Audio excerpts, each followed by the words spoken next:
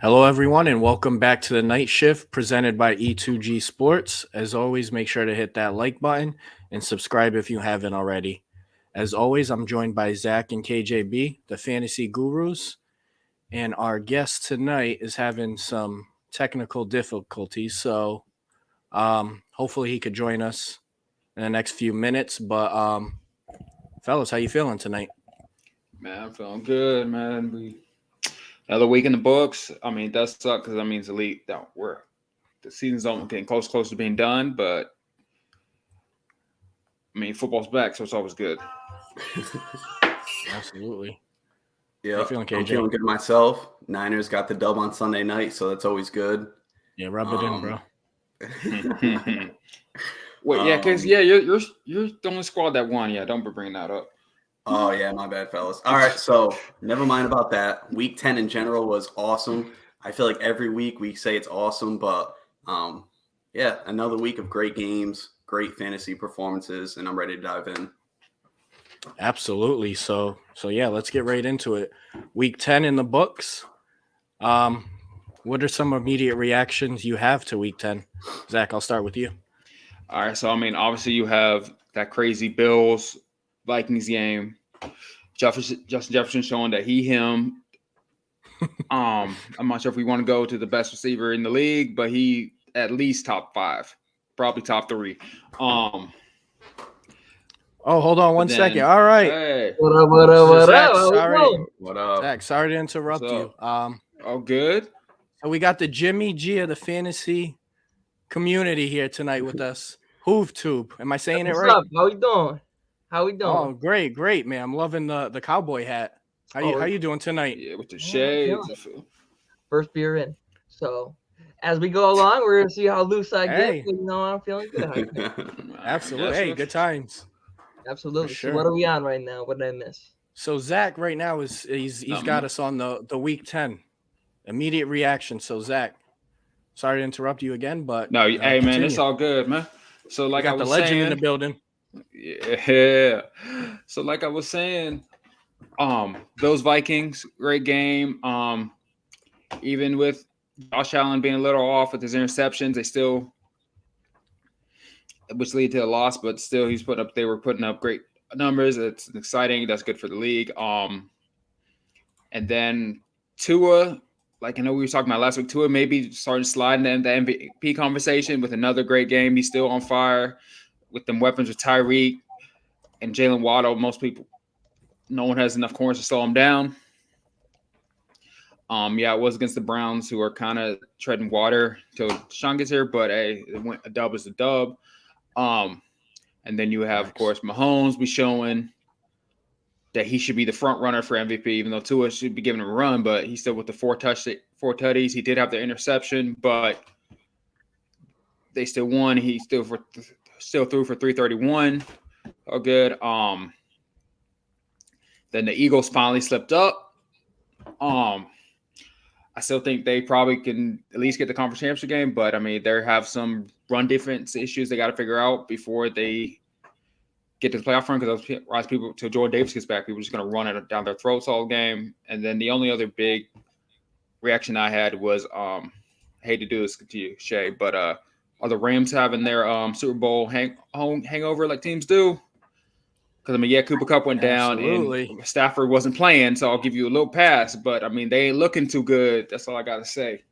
Well, it's not even them guys. It's the offensive line. It's trash right now. Yeah. Can't block anybody, bro. They miss Von Can't- Miller. Tell them that. Oh, I remember that.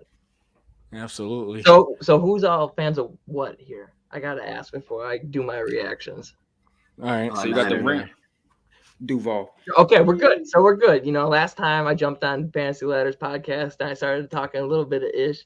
Didn't know that he was a fan of that team. But week 10, I got two takeaways. Okay, number one, same old. My fantasy team stinks.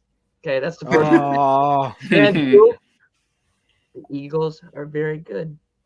But like I said on Fantasy's podcast, they are pretenders and they will not be making it to the Super Bowl this year. So they're starting to crumble. I can see it. Who loses to the Commanders? The Packers lost to the Commanders, and everyone said that they they were phonies, that they weren't even going to make the playoffs, that they were trash.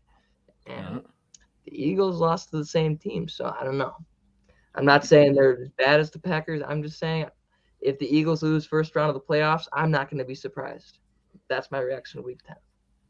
Right, you gotta make Hurts throw if you can't let him kill you with his legs. They got a bright future. I'm not going to take that away from them. Like the draft picks that they have next year combined with what they got this year, that's special. But it seems a little premature this year for my liking.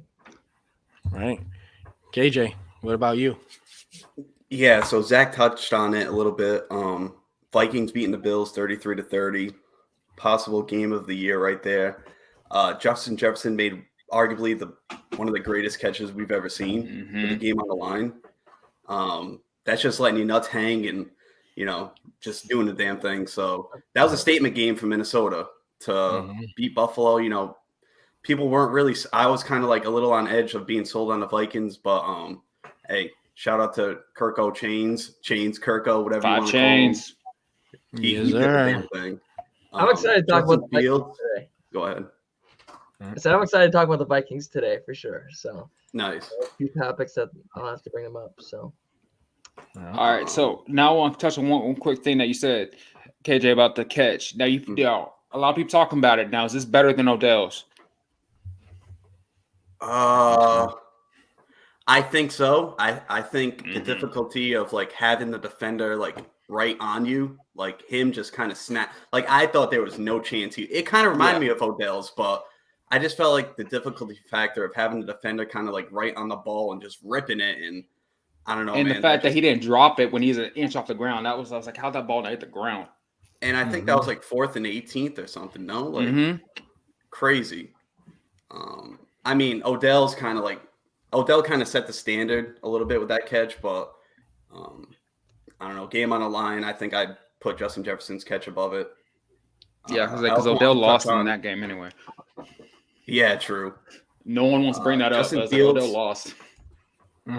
Justin Fields' continued fantasy dominance. You can say what you want as a passer, but I think he's growing as a passer, and we're seeing that. But Chicago's also putting up points. 4 weeks in a row, 33 points, 29, 35, 31. He's generating offensive points, and they get Atlanta next, so I wouldn't be surprised if they have another 30-point performance against Atlanta.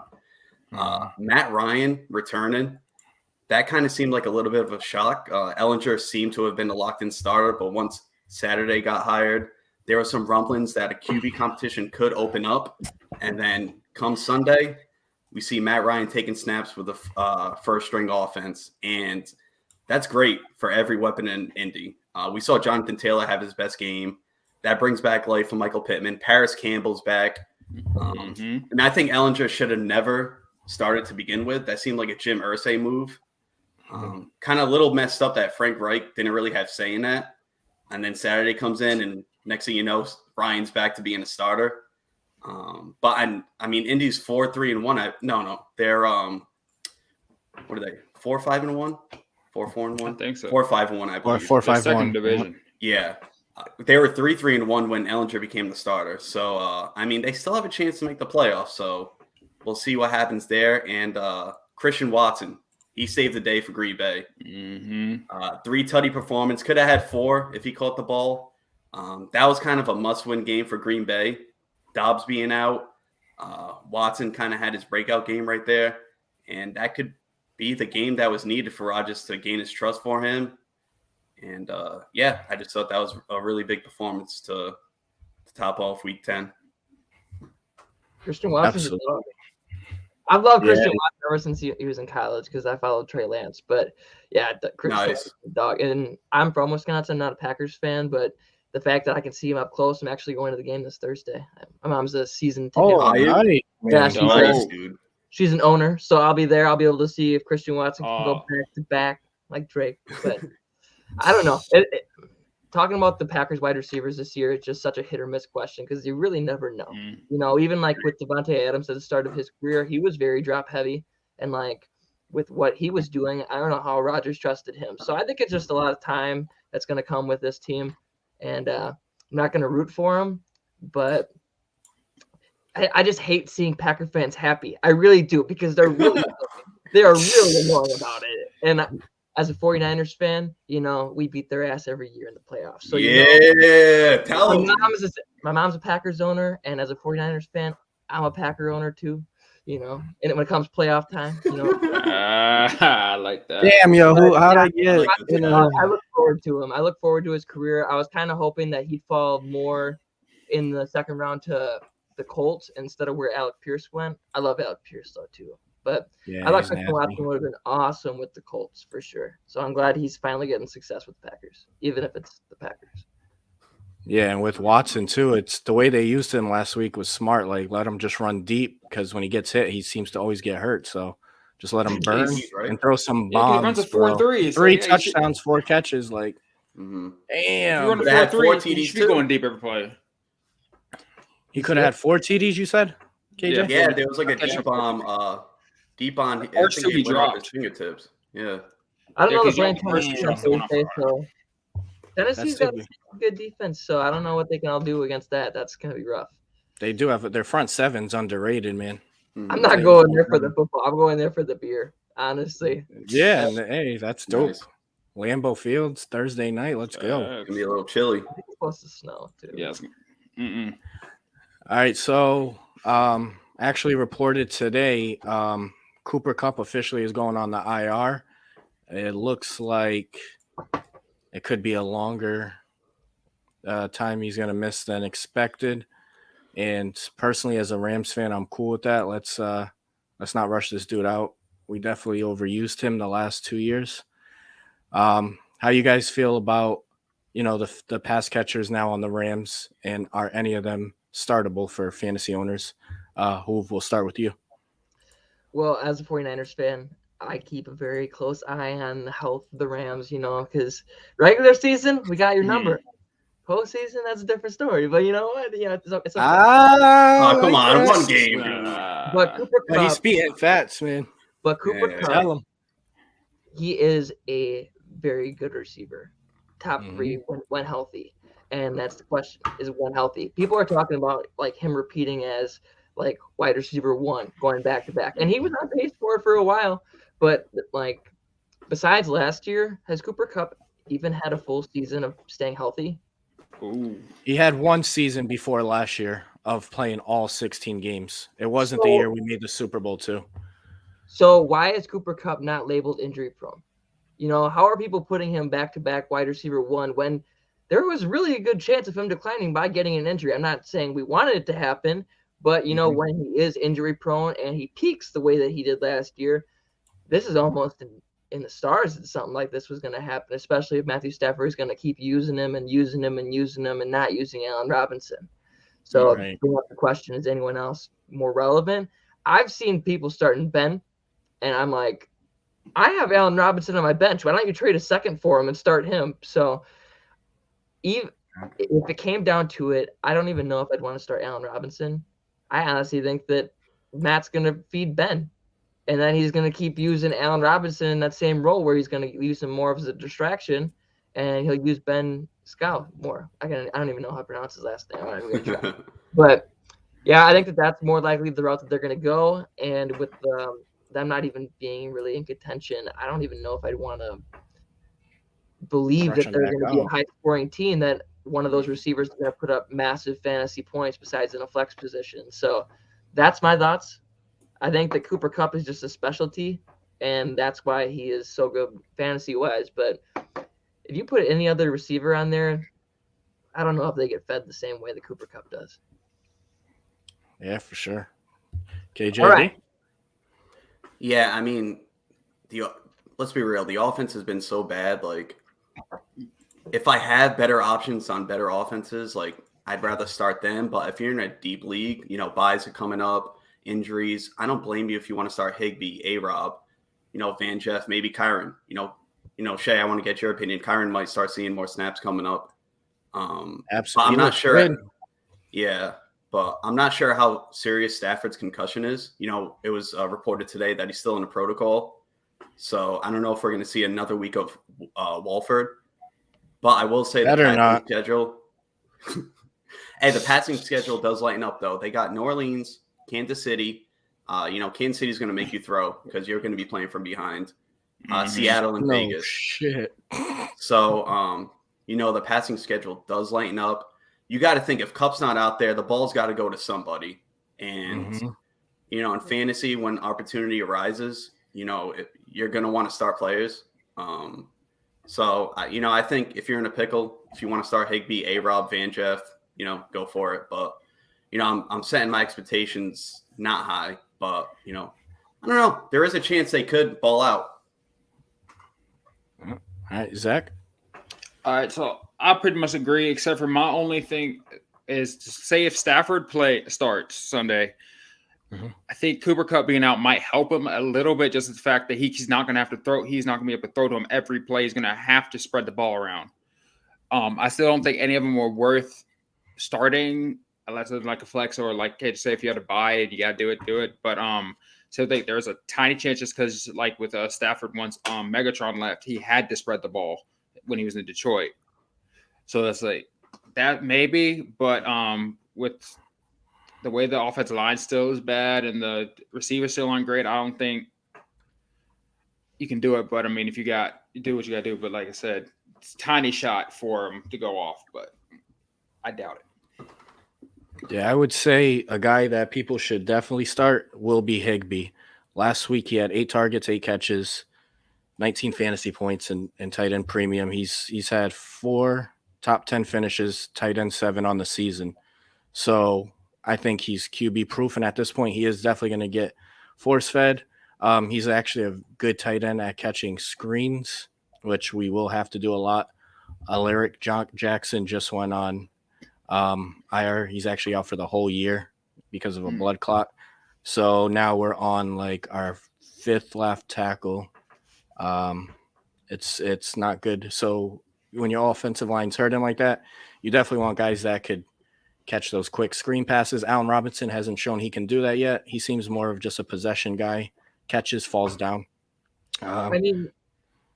One thing I was going to point out, though, is that, point out to the viewers, is that, yeah, these guys are, startable, but more than likely, you're going to have someone else that you drafted deeper in the league that you could probably start over, an Allen Robinson or someone.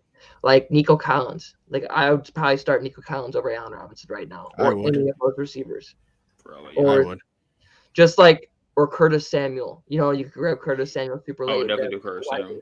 Just people like that even though the receiving core, they'll be the wide receiver 1, wide receiver 2 for the Rams, and that's supposed to be a great offense when everything's working right.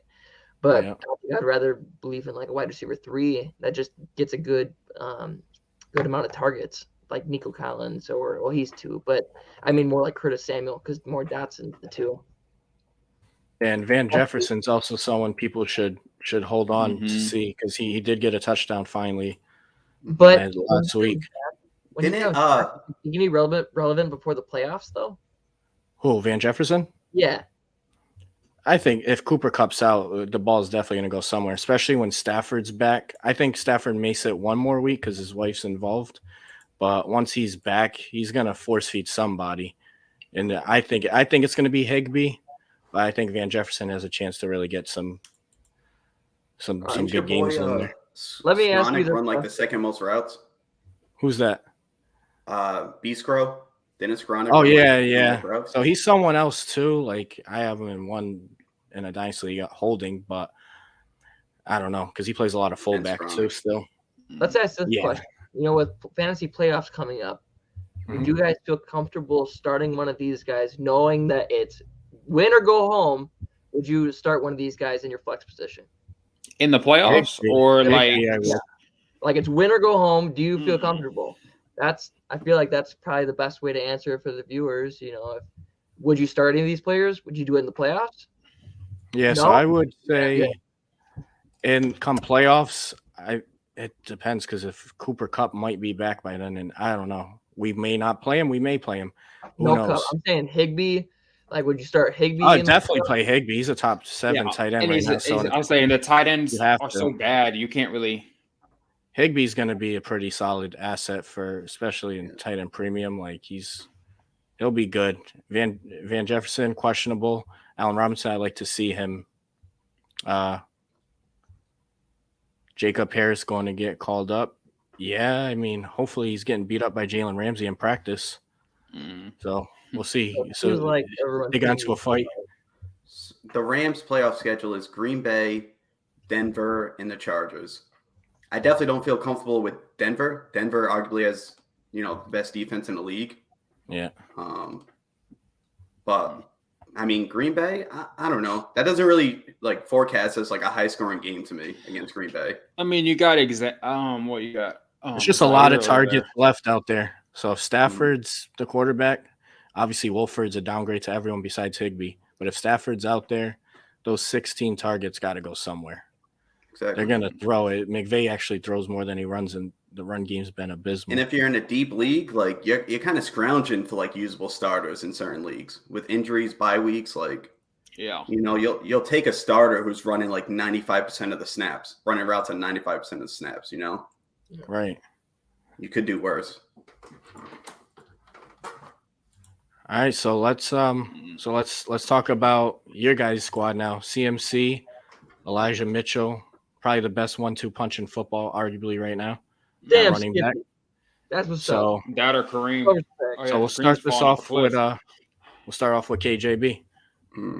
Yeah. So the question is the ceiling capped? I'm gonna say no.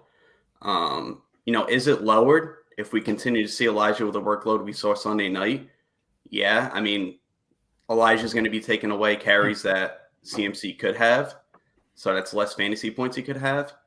But I still see CMC take a majority of the passing situations, and he's going to run more routes. And I think it could be a game-by-game basis as to when CMC is going to be utilized more than Elijah.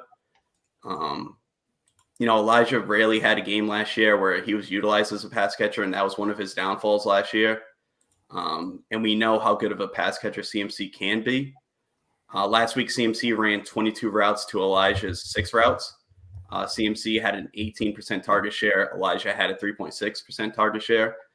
And CMC ran a route on 70% of 49ers pass plays in week 10. That was the 4th highest behind JT, Eckler, and Kamara. So, the Niners want to run the ball. I hate to say it, but I think they still want to not let Jimmy, kind of run the offense. They kind of want to take it away from him, as bad as that might be.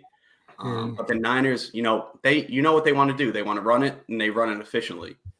And combine that with how talented of a back CMC is, there's still a season there. He might not be a league crusher that we saw, a 40-point game, but I definitely can see 20 to 30-point fantasy performances from him. So, I don't think the ceiling's capped, but he kind of does limit him to be that league winning breaking player, But I'd still be happy to have CMC as my RB1. I still rate him as a top 5 back. All right. Oof. I'll make my answer very short and sweet. Okay. Do you think that you can cap the potential when you mix the best running back in football with that's a take. In the run game? Do you think you can cap that potential? No, you can't. Because anything can happen when you mix Kyle Shanahan and Christian McCaffrey. That's your answer. Good night, amen. Amen. Right. Zach? I don't think it's capped, but I also think it depends on when we're on the season. I think near the end, closer, they're going to try to not run CMC as much just because they want him healthy for the playoff run, which, it was just right around the corner. But so I feel like probably for the next couple of weeks, maybe not as lower than once it's all right, playoff mode. Then I think they're going to run him more. So I don't think it's going to be capped at all, but I think he's going to end up taking more carries from Elijah Mitchell or be on the field at least more because he's electric. Yeah, I think definitely it's a good 1-2 punch. CMC ceiling's definitely going to be capped though. They played the Chargers, and this was one of the worst run defenses that they'll probably face for the rest of the season, I would say, especially due to all the injuries they have. And, Khalil Mack he was definitely doing his thing. He was like a one-man show out there, but I don't know. I don't think the 49ers care about your fantasy teams. I think they care about winning And the way to do that for them is going to be to not put CMC out there as much as as we would like to see. Obviously, I mean, it's arguable who's the better runner of the two. I mean, Elijah Mitchell looked fucking great, to be honest. CMC, as you mentioned, definitely a better pass catcher. It seemed like every drive they were switching out.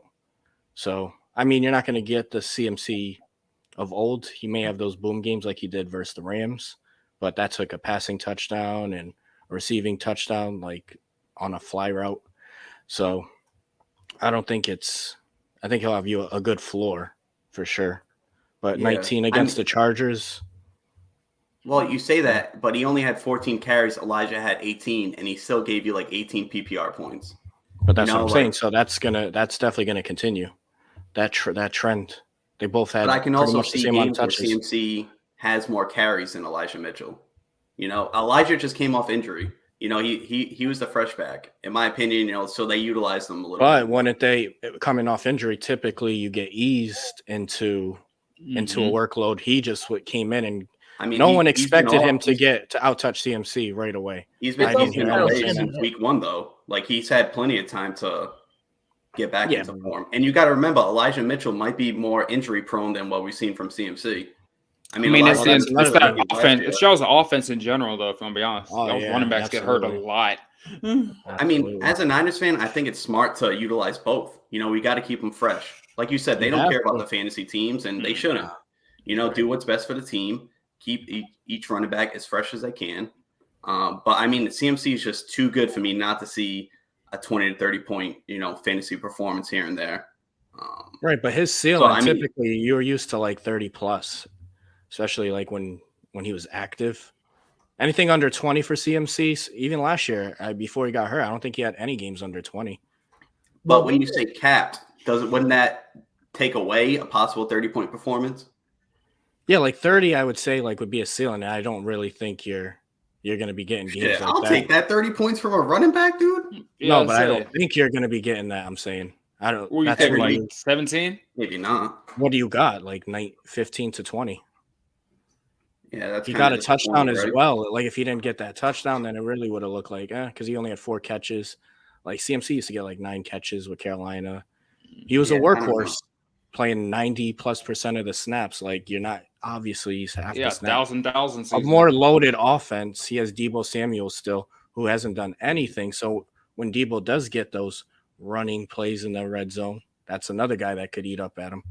Well, you guys got a lot of players. There's one thing that people have to point out too is that when you look at the 49ers, they're probably going to try to keep CMC as healthy as possible, but that's because of the history of the 49ers. Like when you look at them last year. When you look at their top 5, top 4 highest paid players, Jimmy Garoppolo, injury prone, Deebo Samuel, injury prone, George Kittle, injury prone, Trent Williams, injury prone. And now you're throwing CMC on there, injury prone. They're going to try their best to make sure that the squad is healthy for the playoffs. Jimmy G will get us to the playoffs. And if we can get all the help around him and support him and keep them healthy, we're going back to the Super Bowl, baby. Let's go. But bang, bang, anything. I will be back. Buddy, clip that. IPA. Yeah. That's what's up. How you doing? All right. Damn, what did I get myself into getting 2 49ers together? When we said Zach, that, I was like, can you rep the Rams tonight, dude? I'll rep it because of Jalen. That's the only thing I got with you, man. The rest of it, I can't. Hey, we gave you some picks, bro. I know they didn't turn out to much, but I grabbed 2 just to be sure. Don't get me started on Chase on. All right, so let's I think I've had enough of the 49ers. Let's talk about Jonathan Taylor. I don't know if you guys were on Twitter, but there was some Twitter dude that actually traded Jonathan Taylor and Justin Fields for Dameon Pierce, and I'm sure he's kicking himself in the dick right now. That's my boy Luke. Pierce? Yes. No, but Taylor and Fields right? for Pierce. Yeah, if it was Taylor for Pierce, he'd be like, yeah, okay, but not both. He must have been worried about the injury. Right. Yeah. And then it's like Matt Ryan comes back and it's like, oh, everything's back to normal now. Right. No, Jesus. Traded JT and Fields for Lamar. No, for Dameon Pierce. Was it Pierce? Yeah, it was Pierce, and he had Lamar as a quarterback. So that I was like, I kind of rather would That's have probably Fields, why. to be real. What a goober. Honestly, Luke. Especially the I hope way you- Lamar's been playing what a last few goober. weeks. Yeah. Shout him out. Yeah, but hey, you know what? At least hey, I give him credit though. He had the balls to put it out there, dude. Absolutely. End of the day. But so how do you guys feel about Jonathan Taylor and his rest of season outlook? Zach, I'll start with you. All right. Now the question is, as the run back one, I don't think he's going to be the run back one. I'm going to go with Saquon still. If anything, though, I feel like Taylor should be better because Matt Ryan's there, so it's going to open up more lanes because he actually can throw the ball unlike Ellinger, who just was trying to quarterback run every play.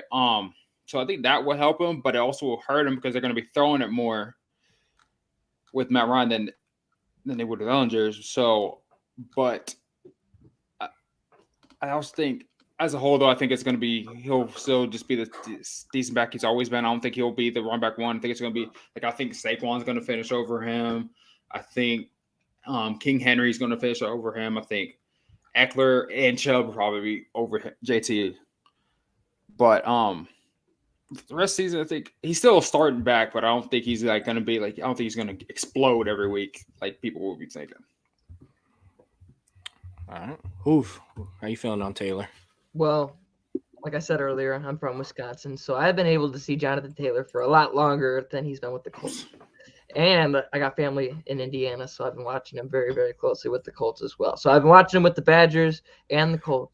And he was such a bell cow at Wisconsin. I mean, when you look at the Colts are designed pretty much exactly how the Wisconsin Badgers are. You know, they have a great defense. They have a good more of a great offensive line, a good defense, and they have very mediocre wide receivers and the very inconsistency at quarterback, but they always run the ball. And that's why JT is so good, because that's exactly what he did with Wisconsin. But with Wisconsin, he was such a bell cow. That's why Clyde Edwards-Helaire was drafted above him, because people thought that he got so many miles burnt up at Wisconsin that he wasn't going to be able to do it in the league. And now he did it, and he showed his potential by being the RB1. But now I can kind of see that, especially since that offensive line isn't as good as it has been in the past. I don't know how JT, with all those miles on him, he's going to be able to make up for it. He'll be good, but I don't ever see him being the RB1 ever again. I think that there's just guys in the future, you're going to have Bijan Robinson. You're going to have Kenneth Walker, Breece Hall's coming back. These guys are younger, and JT, yeah, he's 23, but when you got all those miles on you from college, it's not like you're Dameon Pierce and you barely were used, and that's why you're so good your rookie year. So, yeah, I don't see it, and that shames me because I love JT, being a Badger baby. Go Badgers. But so you think JT's going to have like Zeke? Kind of, yeah. I think he's going to slowly regress. That doesn't mean go and pick Deion Jackson, people. Okay, Yeah. I'm not that. Go get yourself someone better, like Jamal Williams. If you're gonna go get what is that term? Like an RB2 on someone's offense. What is it called? Handcuff. Handcuff. Yep. If you're gonna go get a handcuff, go get Jamal Williams, because Swift ain't. Absolutely. Facts. Now, the only thing I want to ask, so you said you think the receivers are Indianapolis are mediocre? This year they're showing it. I mean, I love Alec Pierce, don't get me wrong, but I thought Alec Pierce was going to outshine Michael Pittman, and everyone was saying this is Michael Pittman's great year. I'm like, really?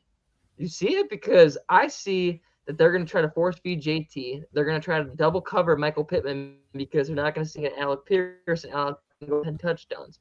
But then Matt Ryan turned out to be hot garbage, and Frank Wright was fired by week 6, or week 8. Yeah. So that's the downfall of the Colts. All right, KJB. Yeah, so when you first sent me this, I was like, no, as the overall RB1, nah. He played Vegas, even last week when we had the, are any Colts players startable? I mentioned, they're playing the Raiders, so whether it's JT or Deion Jackson, JT, you're going to start him, if you have him, most likely. And against the Raiders, they're a defense that you want to kind of start players against.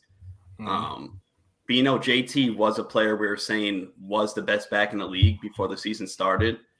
He was, most drafts going as the first overall pick. It was either him or CMC most likely. And I still want to see if the ankle holds up. But I mean, he was in 95% of the snaps in this game. With no Naeem Hines, no Deion Jackson, like imagine drafting Jonathan Taylor and he's playing almost 100% of the snaps.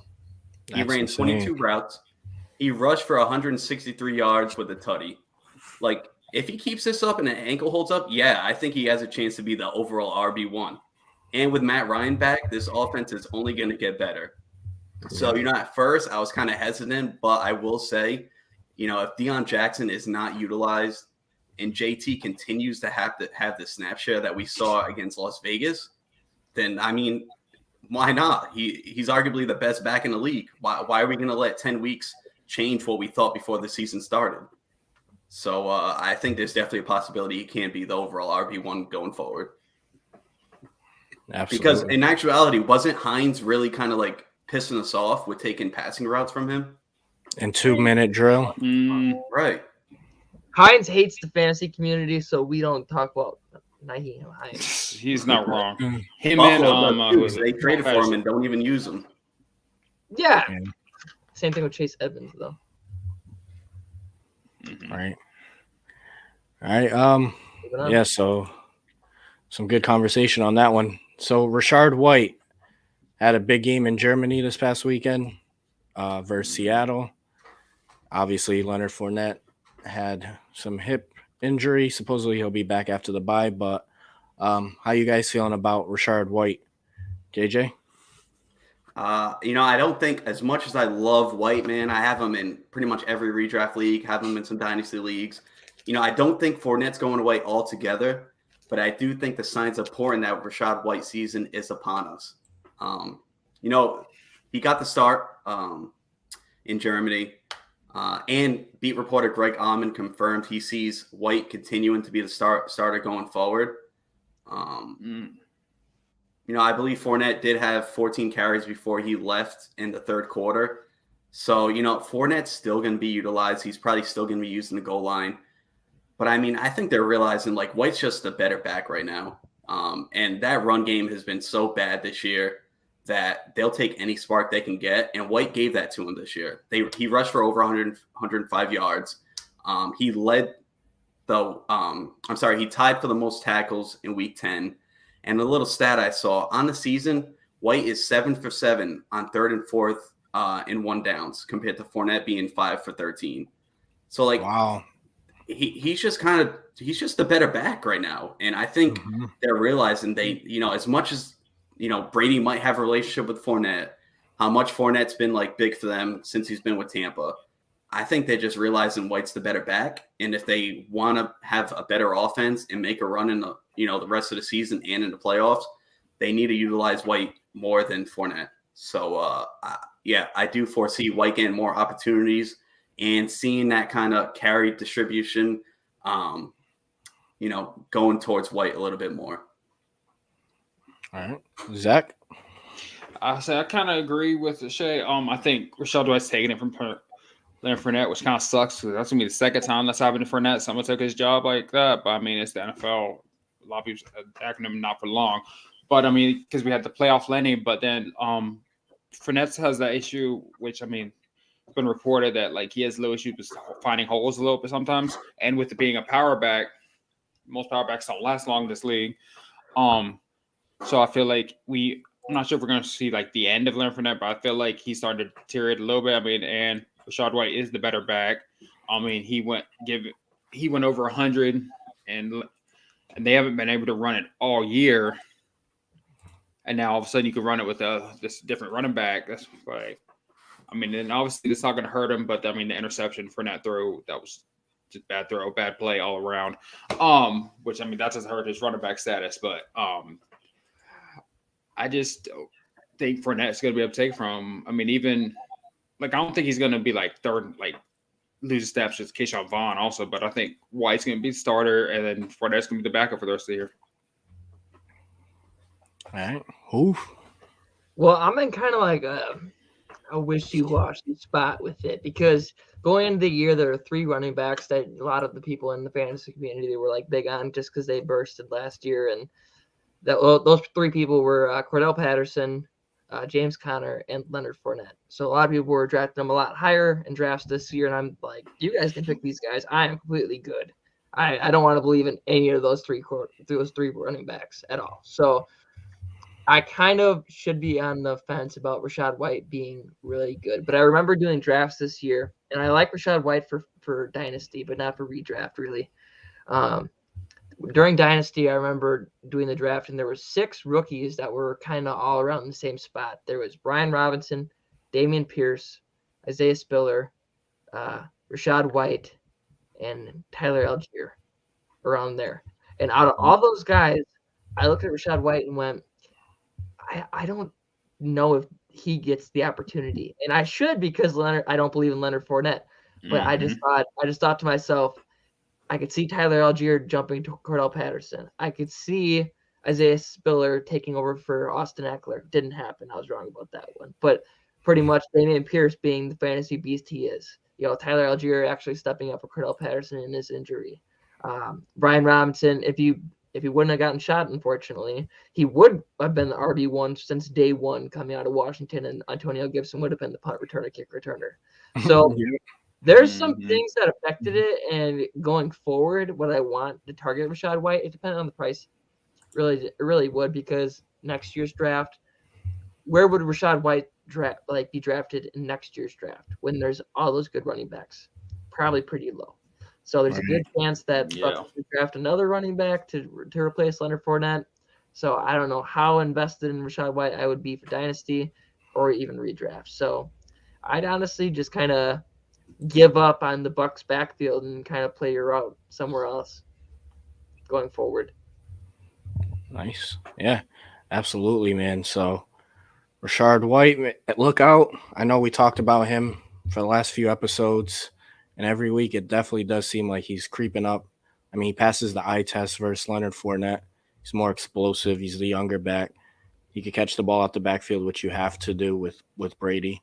It'll be exciting to see how that all plays out. I'm sure Leonard Fournette owners are a little more nervous now. But hey, we'll see. Yeah, I will say Schefter said Fournette should be back week 12 from his hip pointer injury. If you need to use that to your advantage to buy Rachaad White for a cheaper than what someone might sell him for, I would definitely try and do that. Yeah, because they got the bye week, so they said it'll be good to go. Maybe if not for the bye week, maybe it would be Rachaad White's game. But unfortunately, with the bye week, gotta wait and see. So who do you guys think is someone fantasy owners should look to sell before the fantasy trade deadline comes up? I know a lot of leagues have different dates. Some were today, some are next week. So Hoove, I'll start with you on this one. Kyler Murray, next question. Oh, I wanted to answer it. I wanted to be ironic and answer that pretty short. Oh, I dig it, man. I don't know. He's pretty tall, though. I don't know. Kyler Murray, I'm not a hater of Kyler Murray. I think that he's a little overrated. He shouldn't have gotten paid that contract for never winning a playoff game. But besides that, the only reason why I want to trade him is because his bye is week 14. That's first week of playoffs for a lot of people. So do you really want Kyler Murray in a super flex or your quarterback one being on a bye your first week of playoffs? So try to get what you can for him, and good luck. Maybe like Kirk Cousins and a running back to put in your flex spot for Kyler Murray. I like that. There you go. I've always been on the Murray's overrated bandwagon. Fantasy, he's obviously better, but real life, I think, Kyle, you know that. I've been saying he's overrated. I was on a Cardinals podcast last year, and the whole chat was getting pissed at me for saying that. But, hey, now they're starting to realize it. Hopkins is the heart and soul of that whole team, and no one really realizes it. He was like that in Houston, too. He's only good because Hopkins is there. And if I honestly think that if Kyler Murray didn't have Hopkins, he would look like Baker. I mean, he looked okay when he had Marquise most of that 2 games, and Marquise went off. But as a whole, I think that more shows that Hollywood Brown was trying to show off that he wasn't just good in a running offense. Yeah, true. I wanted him. So he was doing pretty damn good, top 5 before. hey, can people stop injury. with the Kyler Murray Call of Duty jokes? It's gotten old. It's gotten old. Never gonna end. For real, No. man. Trash. Let the man play Call of Duty, man. Jesus Christ. It's As the long meme. as he I don't care what he does. That's I don't care what he does.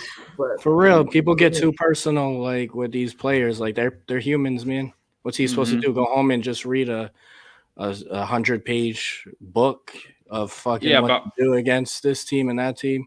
and it's Yep, the same that's it. people. No personal life, football only. Yeah, that's it. It's the same people that question like, how do you know this person? Because I'm not a dick in the DMs. Like I'll compliment your work. I'll be like, how you doing, man? You know, I'll ask about your personal life. I'm not gonna be like, well, you sucked in 2014, so yeah, like go to hell. You know what I mean? Like people are just so, people are Hold so- on, one second. My mom actually hopped in here with a comment. Hi, mom. She's showing some love to everybody. Okay. What up, mama? How you doing? Hello, Shay, Ma. Yes, sir. All right. So Zach, who's someone All right, so I got a couple, or actually got 3. All right, so I got Christian Watson. I don't think he's repeating that. He's not repeating that 3-toey game. So I would try to sell high because you know someone's gonna like, oh, he's gonna dominate all the years going on. I feel like you can get somebody decent for him. I'm also selling Najee Harris. I don't think the running backs be getting running back could be getting carries. I mean, Najee had the what was it? Let me find it again. I give you AJ Dillon. The lowest. He had the lowest snap share this year. Let's be honest. Yeah. But you know, I mean, the other people's like, oh, he went off, he's going good. But it's Alabama. And then people who haven't already had it, this one's not really a huge take, but if you kept trying to do the Matt Collins train, it's derailed. Get off, it's done. Devontae Adams coming back. Even with Hunter Renfrow out, I don't think Matt Collins is going to end up doing anything, even with him or Renfrow and Waller out, actually. So, I mean, if you were on the train, I think it's done. He still wasn't doing anything against the Colts. But those would be my biggest 3, I say. So, Watson, Najee, and Matt Collins. Nice. All right, KJ. Yeah, I got 3 as well. I'm going to start off with Josh Jacobs.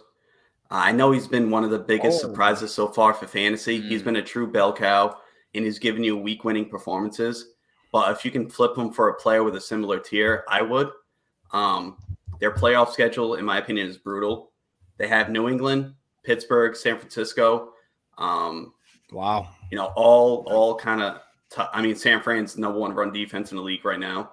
New England, I don't trust playing against them. In Pittsburgh, they've been pretty legit. I mean, they've been pretty legit against the run. They got Watt back too.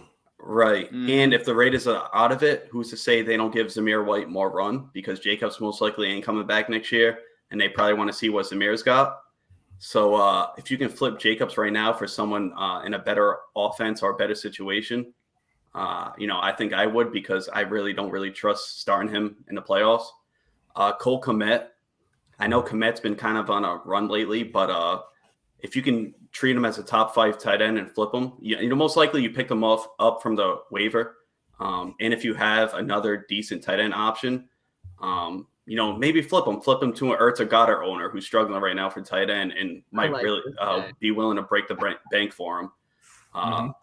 Chicago just runs the ball so much, and Kmet's been running hot on TDs. He has 5 the past 3 weeks. So you're really banking on efficiency and tight end luck, which that can only go so far. I'm not going to say you can't have a good game against Atlanta because Atlanta sucks, but if you can flip them, if you have that ability, I would. And this might hit, Shay might hate this, but I'm going to say Deontay Foreman. He's been legit. Don't get me wrong. He's been a legit option, but let's be real. His 2 best games came against Atlanta, right? Atlanta's defense sucks, and he had 31 and 26 carries to those both games. He did good versus Tampa, though. Yeah, you're right. I pretty much, I agree. He only struggled versus. He had 1 bad game because game script. Yeah, because game script. Yeah, exactly. Yeah, because they got 3 touchdowns. Even this week, they're 12-point underdogs against Baltimore. Right. If they're down by 20, are they going to keep feeding Deontay Foreman just to run the game out, or like, you know what I'm saying? They still have a matchup against Denver, Pittsburgh, Tampa again. I mean, he shitted on Tampa, but Tampa's a legit run D. But you got the Lions too in the playoffs. Yeah, I agree. Lions in Seattle, I think. See, Lions, Seattle. So his playoff schedule is actually mint.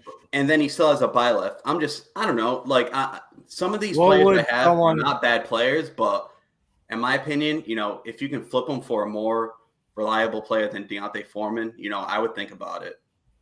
It would really depend. Because you never really know. I mean, let's be real. This offense sucks. You know, Deontay's been a bright spot for him, but, you know, Baker's coming in. Like, they're pretty much going to tank the rest of the way, in my opinion. Like, what's the point of going for a playoff spot if you're Carolina? If things go south, like, you know, who knows what they're going to do. Again, not a knock on Deontay Foreman because he's been legit this year, but as a sell high candidates, which is my list is consistent of, you know, I had to put him on there. Yeah, so with Foreman, the only thing I would see, it would just be hard to get the same value. I think no one's going to give you, like, what player would you have in mind? Oh, Gary, thanks for dropping by. Yo, thanks, Gary. I don't know if I can flip him for like a top wide receiver or something. Like if someone needs running back help, that's the thing. It's all contingent on what you can get, right? Like I could get like a T. Higgins somehow for him. If I can get T. Higgins, I'm selling all day. Obviously, yeah. But like Mike Williams, I think so. Would you do Foreman for Mike Williams? He's come back from injury. If he plays this week, maybe. You know, if I'm good on running and I need wide receiver help. Yeah. It's interesting, though. But I definitely agree with Allen's going to come back. Mike Williams sounds more likely to come back than Allen. Foreman for Gabe I like Davis. That's a good one. Because he's a boomer bust guy, too. They're But I mean, he would have busted more if they didn't count that catch that he did this week anyway. Because that was a drop. That was incomplete. That ball bounced. And again, not a knock on Foreman. Facts, dude. Really good. You know, I agree with Komet though because he's the number one tight end the last 3 weeks, and that's like not going to keep happening. And people are hurting on tight ends right now. Like I was doing a SAR sit, I'm like, who do I even put for like sit? That's what like I'll start any tight end at this point if you don't have like a Kelsey or Andrews. I just made a trade I made a trade offer. It wasn't accepted, but I feel like this is the right value for Cole Kmet right now. I offered a second and Cole Kmet for someone's first. So pretty much you're getting Cole Kmet in the deal, and you're just moving back from the first to the second round. That's where I value Cole Kmet almost like I say that's a fair trade to me. I say 2 seconds are worth one first. Depending on how the team is built. If they're rebuilding, that's worth the first 2 seconds. Yeah. So I would say Cole Kmet and the second would probably be worth like a first right now. So Cole Kmet's trade value. Second, who could you all get for a second pick right now, fantasy wise? Second rounder in Dynasty? Yeah. Like sell wise, who would I sell for a second round pick? Or who could you buy? Like realistically, that's what I'd value Cole Kmet at. So like, who do you think would also value around the second round? That's funny because a year or two ago in a Dynasty League, I traded Kmet for a second round pick. Look at that. And now his value is way higher than it was. I think that's a fair trade. But it dropped. Like someone at the start of the season, people wouldn't even want to buy Cole Kmet. I mean, he was on the waiver wire in redraft. Right. Well, he was drafted a lot. Yeah, he was. He was. You're right. And then he just sucked. So after 2 weeks, he had like 0 points. So the last 3 weeks is what people were expecting. I don't know. It depends if you believe in the hype with him. Like, can this 150-yard quarterback passer who's going to run for 150? Can he give him those touchdowns? Because teams are going to watch Fields. They're not going to care about Kmet. They'll let him slide out. He'll block and slide out. They're looking at Fields. You know what I think made Cole Kmet finally burst? I changed my player nickname on Sleeper for Cole Kmet to better than Claypool because everyone was saying that Claypool was going to be the wide receiver. I'm like, no, he's going to open up so many targets for Cole Kmet. He's finally going to burst. And ever since then, they traded a second for Claypool, and they ain't even using him. Yeah, I know he had, 3 targets this week? He's a distraction because Cole Kmet, Darnell Mooney's finally bursting. Exactly. Mooney's definitely been playing. We'll talk about David Montgomery later on about sits and starts, but all right. Yeah. So who's next? All right. So Kadarius Toney, just had 6 total touches, 90 yards, but he did have that touchdown, which was the first of his career. Do you guys feel good about starting Kadarius Toney now? Zach, I'll start with you. All right. I do this week just because I got flex on this because since Juju got fucked up on his little hit, I'd put him to starting just this week because someone in Kansas City is gonna have to do it. I don't think he's gonna go Stanley. I think Tony's gonna have to go out now. And I think Kansas City actually knows how to use him correctly, unlike the Giants. Amen. So I feel like he's gonna be putting up stuff now. I think it's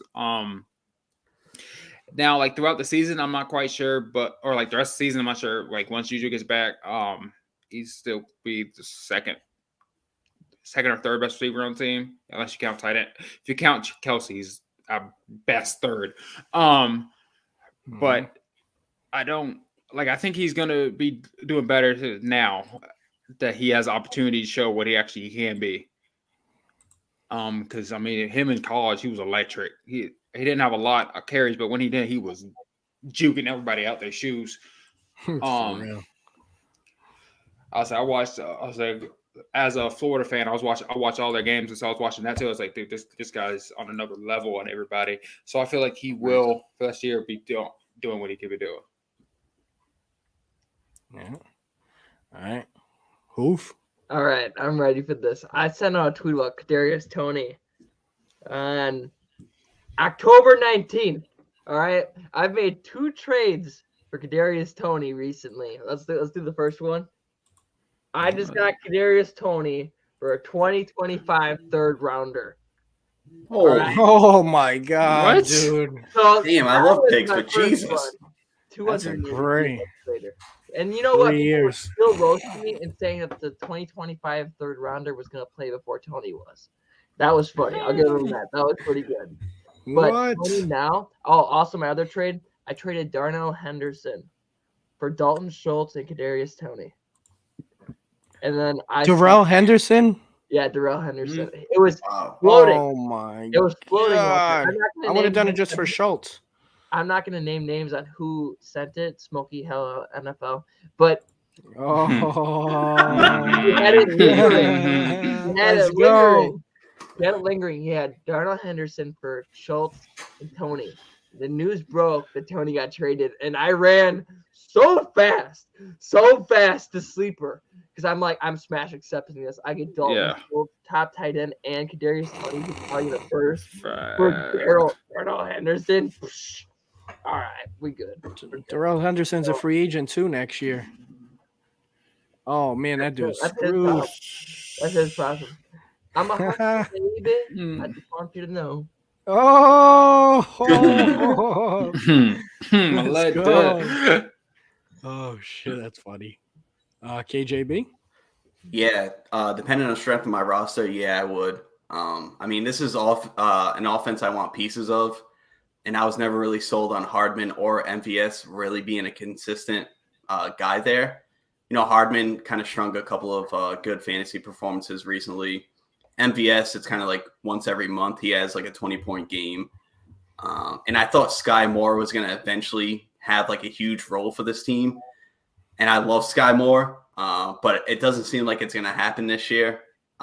Maybe towards the end of the season it might, but right now it's not looking like that. But Tony's a talented receiver, like everyone's saying. And he showed he can be a viable option, you know, coming from this offense. You say he Bible just got traded there. Bible? So what is it? You say Bible or Bible? Viable. Okay. Yeah, like he could be usable in that offense, obviously. Like he's too talented. He just got traded there, so he's not really, you know, I think the best is yet to come because he's barely even like seeing playing time right now. And the hope is he's going to carve out a huge role there. You know, we'll see about Juju. He has a concussion. He might not play Sunday. Hardman, status is still up in the air. So, I mean, Sunday night against the Chargers could be wheels up for Tony. Is it bad that like when I saw Juju get knocked like that, I went, I don't think he's making TikToks when he gets up. That's the I'm like, you know what? If I got knocked that hard, I'd go, I think I'm sick of this shit. He was in the fencing I position. think I aged 5 Yeah. years after that fucking hit. Honestly, Yeah, like because I mean, Friday, you got knocked the fuck out. Fuck. Yeah. That's now Yeah, question. yeah. Now that was legal. Now, do y'all think that was legal hit? Or like, Yeah. should Yeah, they took the I flag have to back. see it a little bit more. Yeah, I say I agree. I felt like it was fine, but I know a lot of people, like a lot of Chiefs Nation I don't people, know. are all Dre Greenlaw upset about it. got kicked out for a bullshit call. So Well, Greenlaw just has that reputation, dude. They know once he's a dirty player, they're like, get him. nah, the fuck he out of ain't here, a man. dirty player. Yeah. Dude. Come My on. dad's Dude, fan. come on. Honestly, I wish he got hit harder. man. Wait, you say you wish he got hit harder? That's right. Dude was out. Harder. Who, Juju? Oh, wish dude, he you got need hit to be a harder? coach, dude. We need this guy. You got a coach, dude. Guys, that hit wasn't shit. Hit him harder. Put me in there with your 5th grade kids. I'll get them right. Go out there, hit the kid Dude, harder. come. I coach right Dude. now. I coach my son's team. Dude, come down to Fall River Guy. I'll get you on the coaching staff, bro. I'll be like, this is the Really? defensive coach right here. Get him. Oh shit! I feel like I this just want to works shout out my out. nephew just posted in the chat now too. All right, go ahead. Now I was just I'm a shouting big out my person. nephew. That was it. He's Tobias. Yeah. He asked about the Washington and Eagles game, and that Eagles are definitely was crazy. Easy, yeah, like that. What fan is he? Is he an Eagles fan? Nah, he's a Oh, Commanders fan. okay. So he was flexing Hey, on all day. He was so flex, happy. bro. That was your Super Bowl win. Fat. Just like I mean, San they ain't doing Fran's. nothing. Just like San Fran when they beat the Rams, dude. Oh, come on. Come on, You man. know, Come Didn't they on, beat let's them? pop Didn't some they beat them champagne. twice? Didn't they We beat them got both Super times? Bowl They aspirations. got this 2 year, Super dude. Bowls, dude. They just got won 2 Super Bowl Super Bowls this aspirations. year, dude. We moved on from the Rams this year. I know, man. Leave us alone, dude. Leave us at the bottom, guy. Let us soak in our tears. Speaking That's of fine. Super Bowls with the You know what's 49ers, really bad is y'all don't have picks. So at least y'all don't even Oh, have the just draft next to look year. for. I know. So Fine. let's tank for the draft. Oh, okay. Maybe And we could get Detroit's like maybe we could get the 33rd pick though. Never know, we're right? good. We're Yeah, good. you should. Could be good. Let's just sit everybody doing and be like, next year we come back. Everyone sit down. All right. So DeAndre Swift, he has not hit 70% of snaps played this year. He hasn't even finished as a top 10 since week 2. Obviously, he was injured for some games, but he's still been out there. The last 3 games, he has 30 fantasy points PPR and only 1 touchdown, which came last week to save that horrible game. Stan Swift. Hoof. All right, great. So Hoof, you said you can't stand Swift. Let's hear about it. Well, first of all, right behind him, I got this Packers signed autograph helmet mini size Oh. that's signed by Jamal Williams. So am I gonna? Oh, okay. So he got a little behind. Respect. Jamal Williams, Aaron Jones, but Oh, that's I have both fire, of them. dude. I have both That's of them in here dope. when he was with Green Bay, but I'm gonna root for Jamal Williams because he's my guy. But also, DeAndre Swift. Every time I talked about fantasy football, I gave people advice. I don't give people advice very often, but when I do, it is very meaningful and most of the time wrong. So the fact that I was right about this one, I'm gonna hold it. All right, I'm gonna hold this one. So DeAndre Swift at one point last year, I'm pretty DMG, sure let's he had go. 30 touches in one single game, something like that. So when people are looking at their draft board and they're going, you know what, DeAndre Swift, he's worth a 2nd-round pick. I'm looking at them and I'm laughing and I'm going, you're really gonna draft DeAndre Swift over a guy like Nick Chubb? Are you stupid? Are you dumb? I agree. So when you have someone that has 30 touches in one game, that's going to make him look, when you look at the whole season, on who gets the most touches. DeAndre Swift's going to look like a 2nd-round pick, but in reality, is he? No, he's not that good. He's okay, but he's not that good. I was rooting for DeAndre Swift to get traded to the Commanders this offseason, but I was wrong. Once again, like I said, I'm always wrong. I'm not right most of the time, but when I am right, I'll hold on to that.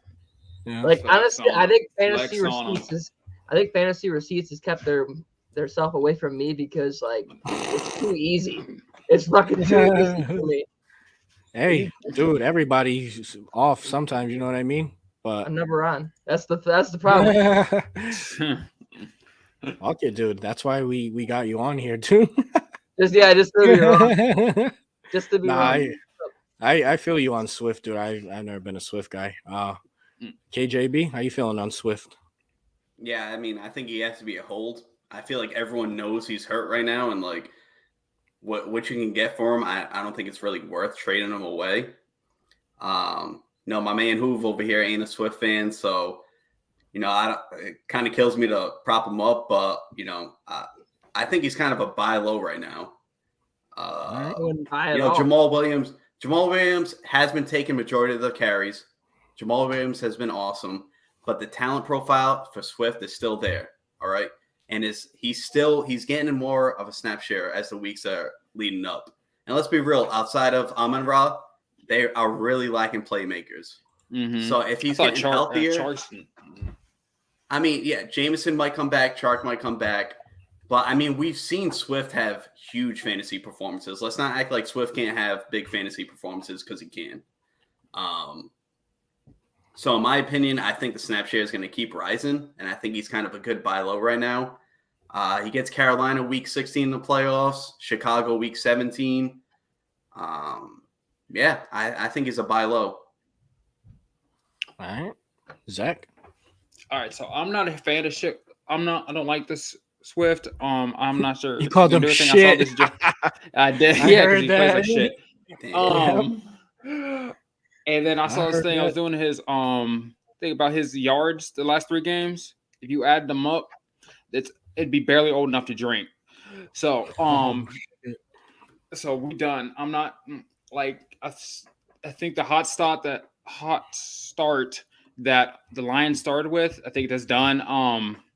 So I don't think he's worth anything this year. I think I'd sit him, trade him. Maybe someone thinks like KJ and thinks he's going to go off later, but I wouldn't start him in my leagues. Y'all are crazy. Week 9, he was only there for like 14% of the snaps. He gave you 8 fantasy points. Last week, 30%, 8. If he gets like 50 to 60, that's double That's the digit. thing. He hasn't cracked 70 and the injuries. Obviously, you don't think it's going to go up, though? I don't know. With them, they keep losing, dude. I don't know how much. Jamal Williams has 9 touchdowns. It's like, god damn. I don't know. They beat Green Bay and they just beat Chicago. Yeah, but they got 2 right? wins. That's 2 in a row. How do they keep losing? They're tanking for. They're 2-6 or 2-7. Yeah, they are. Are they tanking? They're tanking, but they just beat Green Bay and Chicago. Well, Green Bay is. They got the Giants next week. Dan Campbell's coaching for a job, dude. I don't think they're tanking. Dan Campbell don't care. They have the Rams pick. But when you look at how they were at the start of the year, going into the year, like going off of Hard Knocks, like they look like they could have been like a wild card team, especially with how bad some of these teams are, like the Rams. I don't see Campbell as a coach wanting to tank right now. And Thanks. you look at Swift. Like, I don't think Campbell wants to, but I don't think the team's good enough for him not to tank. And who they have left. Well, they traded Hawkinson, right? So, like, that's kind of like giving away all your playmakers. But outside of Amon-Ra, Jamal, like, Swift's still a deadly player. Like, you can't deny it. Do you guys think Swift sucks, though? Yes. Nah. I don't think he sucks. I just don't trust him, and I don't trust his You availability. I mean, am I the only one that's going to stay with the chest? Yeah, Swift sucks. He's not that good. Yeah, you say he sucks. I say he's mid and on the lower end of mid. Nah, Zach, you said he's shit. I heard you. You said DeAndre shit. So you know he is, man. That's got to be the new thing. Get the jerseys printed. DeAndre shit. Dude, let's get it out, bro. All right, so. Hey, KJ, have you seen who they play next, though? The Lions, the rest of their season. They got the Giants this week. They get Buffalo on Thanksgiving. Then they get Carolina Vikings. week 16 in the playoffs. Chicago 17. Shit, sign me up. Carolina, and you got Chicago. Packers last week. Those are good matchups. I ain't gonna front, but Packers. He was only there for like 14% of the snaps, and he had 8 fantasy points. Give him 50, and that's equaling 20 fantasy points. You ain't gonna want that.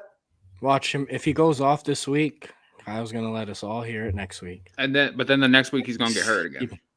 Oh, I mean, any running back can get hurt. Yeah. Jamal Williams might get hurt. True. I don't like anyone. Me personally, I don't like anyone in Detroit's offense. So, you don't like Amon-Ra? Other than Amon-Ra, I was gonna take it back. I was like, I forgot he was on there. I was like, give me a sec. I was gonna say other than Amon-Ra.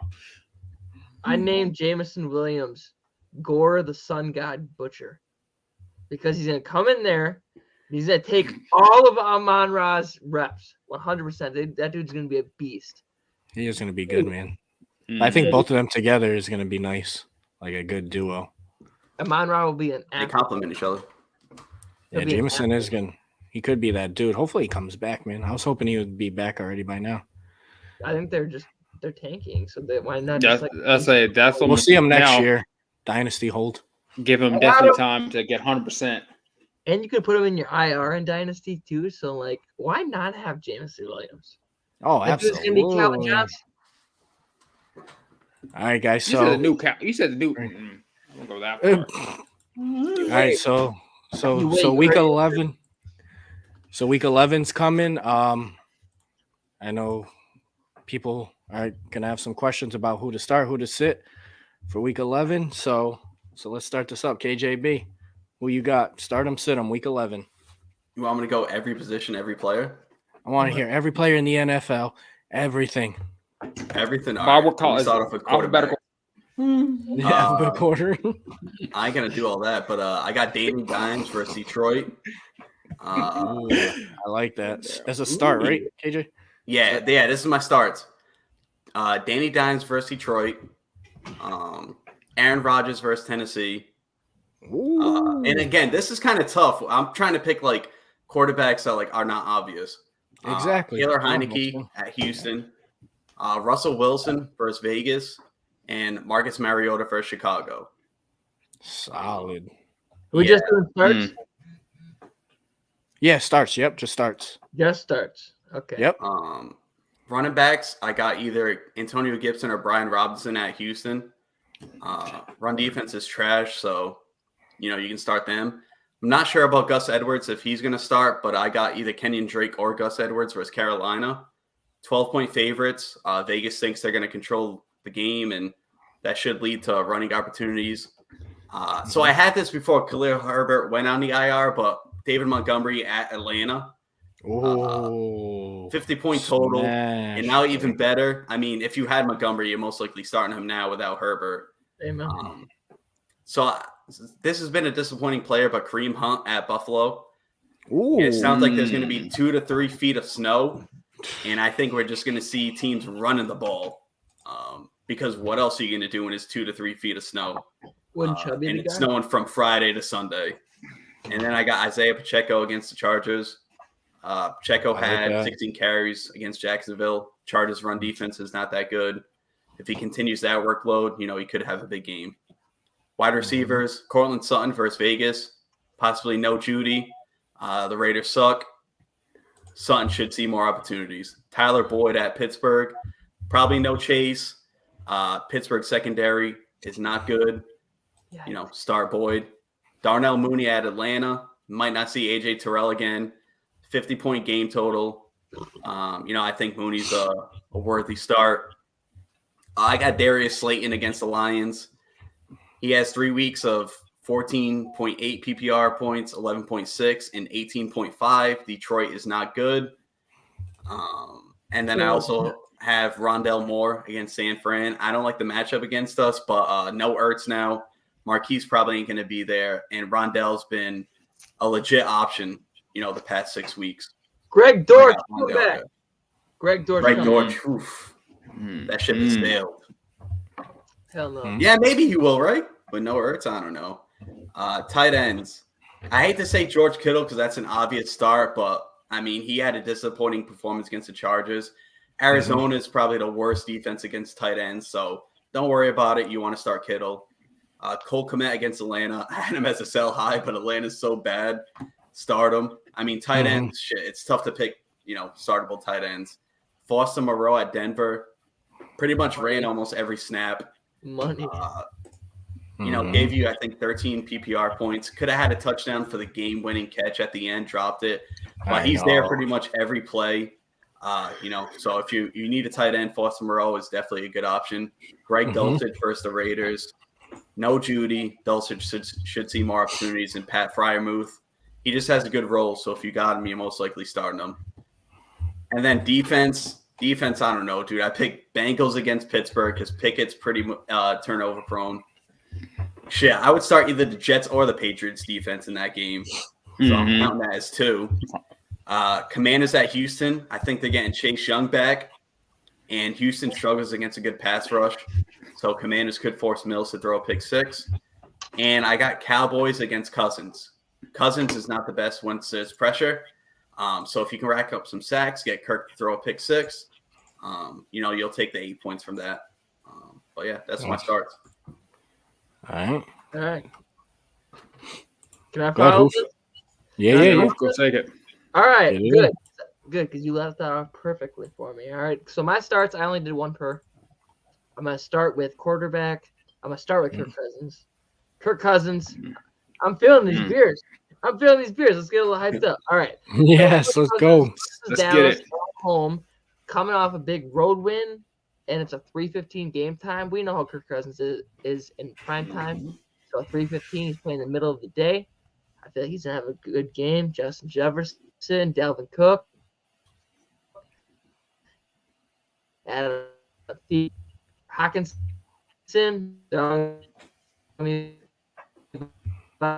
It's breaking up on my end. Same. On IR, the offense has been rolling recently. Atlanta has given up multiple 20-point games. We were talking about Devontae Foreman earlier.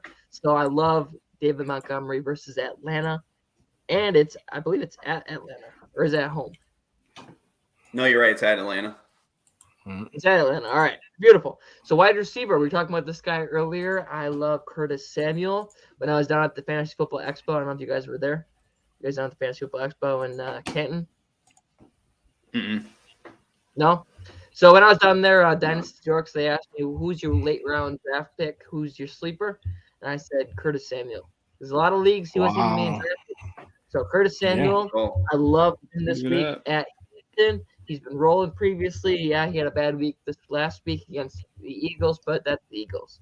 So how can you really put it past them playing against one of the best teams in the league?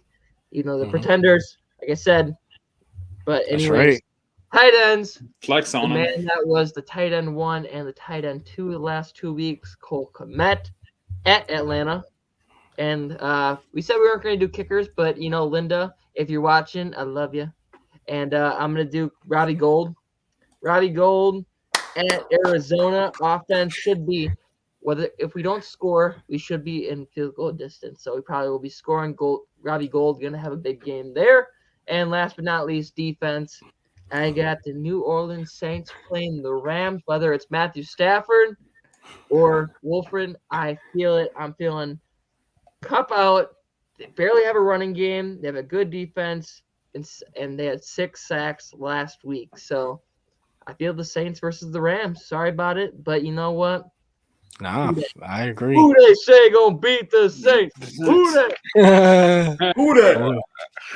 All right. Honestly, dude, I hope we win because it ain't like we can play for picks anyway. So it's like, Yeah.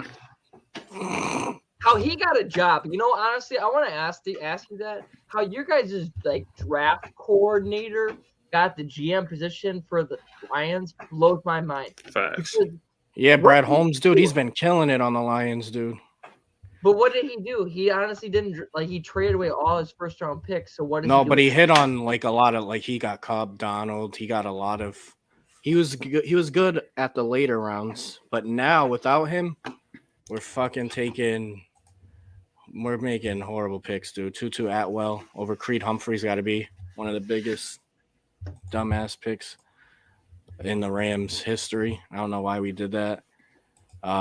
But then, we hit on some guys like Nick Scott, but overall, Brad Holmes was huge for us. You guys sold your soul. You sold your soul for a Super Bowl. I'll do that all day, dude. You did. Just remember one Jerry thing, Jones dude. been saying that for years. One thing, dude, I'm going to say to Niners fans, ready? 1995, dude. I ain't waiting that long, bro. I'll sell my soul for a Super Bowl. Yeah, we're going to be saying 2021 years from now for you guys. Hoof, how old are you? Hoof, how old are you? You look like a young guy. He drinks, so at least 21. Yeah, so you're at least 20. Hoof, how old are you? I'm 23. Yeah, see? So you didn't see it. You were still in the nutsack. Dude, I didn't see KJB it was either, 5 bro. years old playing with Barbie dolls, dude. Dude, My bro, God, I I didn't became see a it. fan in 96. Don't be mad at me, dude. 96, Hey, dude. Let me lose Come a on, piece, bro. dude. It's all good, dude. So I think, leaving so y'all Shay, I next think year. you might be Shay, you the old man in this group. I just realized that. Yeah, I'm 32. Yeah, you the old man. Ooh. Zach, you look like I'm you're 40, pretty dude. How old are you, guy? Yeah, I Now, joke, how old are you, guy. Zach, for real? I'm 25. Damn, dude. Damn. Damn, me and KJB, what the fuck? Old. The OGs. The old man's on the show. I'm about to put you guys in a home. Goddamn. Get us in there. All right, Zach. So I'll end it with you, man. Are you good? All right. That was it? You had to end That's it on the it. Saints, That's right? it. Who Well, I they, got man? Yeah, who And they? then on Robbie Gould. But we ain't doing shit, so. Yeah. All right, Zach. Your nephew. All right, so out a lot of the picks I had, KJ or said a bunch of them, so I'm just gonna go quick with them because you already explained most of them. So I got for my quarterbacks, I got Mariota, I got Cousins because it's not a primetime game, so Cousins should be fine. He only does bad on Monday night and Sunday night. They got T-Law and Kyler, or I think it's gonna put up some decent numbers this week. I was gonna go with McKinnon with the running backs, but now I realized I was looking at his for his receiving prowess, but because he's not getting any carries anymore. But so go to him. That's what's up. He's getting receiving, but he's not getting rush carries. And then I'm also gonna go with Brian Robinson. I think he's taking it back. Yes. And Yes. this Sorry, that got me way too. my other one back, I'm torn because like he's my boy, but he's playing New England. But this is a hot take. I'm going with J-Rob against New England, even though that they shut down the run. But Let's go, dude. go home. But then we get that, and then Zach loves J-Rob. Yeah, man. I like ETN too, but J-Rob was more consistent for me. But we ain't bringing that one up again. That trade. And then for my receivers, I got Christian Kirk, the way he's been balling again, and then with T-Law, you got him hooked there. I mean, he's on pace for 1,000 yards, which will be his first 1,000-yard receiving season. And so I feel like he's gonna do better. AJ Green, before I saw how bad the injury was, I thought AJ Brown would be back this week. Did you say AJ Green? And then I just saw that he's probably not playing, and so I got messed up. Did you say AJ Green? I'm sorry. Wait, hold on. You saw what that catch he had last week. You saw the catch? Hold on. I went. I see it. Let's do this. Let's do it. I heard two Jaguars Jaguar and a former Jaguar back to back, and I'm thinking, all right, he's a homer. You know, he's repping. But what is that? AJ Green. Man. All right, we'll come back to it. Sorry, I just had to point that out. That really happened. Okay. That really happened. Yeah, it did. Let's see what happens next week. We'll get it. All right, we got to snip this clip. In the year Yeah, that's 2022, AJ Green. we heard AJ Green. I mean, let's see it. I mean, I was right about Tony, and you could ask Did you start Greg Jace George about that. or AJ Green? No, I said AJ Green. Just like earlier this season, I said Robert Tunney, and Chase all laughed and then he went off on me. So just hold on this. Just remember that. Where are you? I am being punked right now. Just wait. He gonna get Tubby on it. He gonna get Tubby. And then for my running backs, I said Tunyon again because I'm thinking he's still gonna do it. And then Schultz because he's consistent with it. Even though and then my defenses, I'm gonna have Dallas against. Even though I still think Kirk Cousins is gonna win, but I still think Dallas can get some sacks on with Micah Parsons. And then with Chase Young coming back, I got Washington's D. That AJ Green, I can't. Just hold it on it, bro. Just keep talking. Just hold it on it, man. Just hold it. We got you. Stick you with it. All right, let's go, bro. Hell yeah. I'm backing down for this. I don't back down for nothing. Let's get it, bro. Andy Dalton is starting in the year 2022. Therefore, AJ Green is back, ladies and gentlemen. Yep. Oh man! Holy crap! That was how you so doing, funny. man? I'm sorry. That was top five. That was top five. Get That it, was man. awesome. Hey, guys. This was a great episode, man. Sorry, I'm like laughing, dude. Great. It's all good, man. So, guys, everybody that tuned in tonight, thank you for joining, leaving the comments. Yeah, no doubt. HoofTube, this is the first time meeting each other, like in the new age, person to person, whatever, through the screen. We have each other on Twitter. Thank you for coming, man. You were definitely, Absolutely. it was Thank you definitely for making me awesome, laugh. dude. Thank you for making me laugh with that AJ shit, man. Yeah. Oh my God. Zach, thank you, bro. That was All awesome. right, we're gonna flex it. I'm flexing on him. Let's see it. You tag me. I'm dude. wrong, I admit it, but we're gonna Say, see what at happens. HoofTube, what's up? Oh my God, that was so funny. That was way too funny. Right. Maybe it was these beers, but I don't know, man. AJ Green for life. Yeah, we're Green gonna. for life. Mm. But We're yeah, definitely gonna get you back on Hoof. You could Yeah, no doubt, bro. let people know where they could find you, all your Twitter handle, everything. that's what's up. All right, so you guys can go ahead and check me out at HoofTube on YouTube, on Twitter, on the Stacks app, on Instagram. I'm not very social on anything but Twitter. So if you guys are looking for me, go ahead and check me out mainly on Twitter. But there will be content coming very, very, very, very soon over to the YouTube channel. But this season, mainly, I've been deciding I was going to focus on working with other content creators and jumping on their platforms. So more than likely you'll be seeing it next season. But we got a lot brewing over here at HoopTube. So thank you guys so much for having me. It was a joy. It was an honor. I've been looking for many, many, many platforms to jump onto. So I appreciate you guys giving me the moment, giving me the time. Because just boy, Hoof, how you doing? That's what's up. Oh, that's awesome. Like that. All right. E2G Sports, everybody, next Tuesday, 9:30 p.m. Eastern Standard Time. Mhm. We'll be here.